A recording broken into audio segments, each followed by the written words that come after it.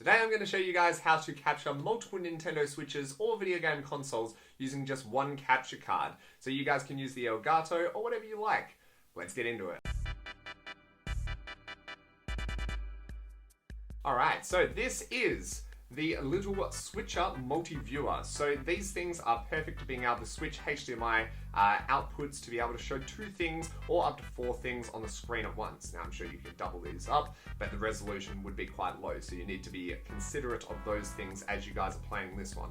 This is the first one that I had. It is a 2 input and 1 output, so it plays it side by side. Obviously there is a little bit of trim on the screen, so you do end up with a bit of blank space. Otherwise it will just go to the edges of the screen and obviously be out of proportion, which isn't really too nice. But at least you get the resolution right and whatnot for being able to play them on the screen. Great if you want to play it through OBS, chuck it in the overlays, boom, done. However, this is the one that I am currently running at the moment. So if you search Quad Multi-Viewer in eBay, you're going to find these ones. I'm sure on Amazon as well.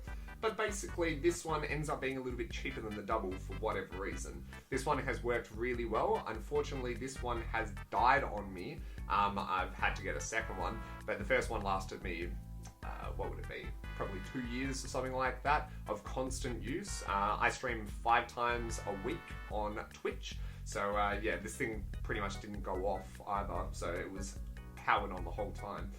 So understandable if it's going to die after a little bit, but they're not too bad on price as well.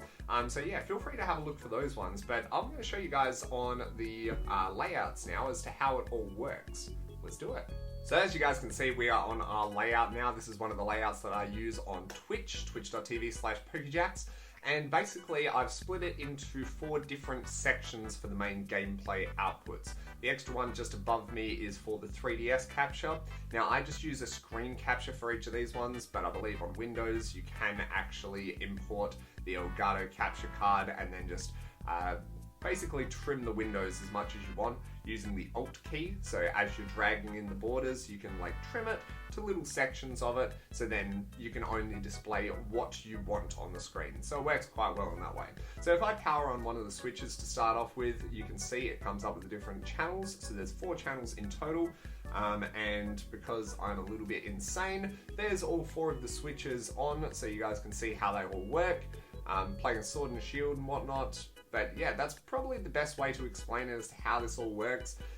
It's a pretty simple method, and it's a very good way without having to overload your PC, because as well as obviously the microphone, the webcam, we've got the 3DS capture card, plus having the Elgato as well. I found that using multiple Elgatos at the same time, it just overloads the system way too much. It's a lot for the computer to handle, as well as obviously providing the stream and encoding and whatnot. But yeah, this is how it all works, guys. Hopefully it helped you. Don't forget to drop a like on the video, and I'll catch you guys next time. Peace!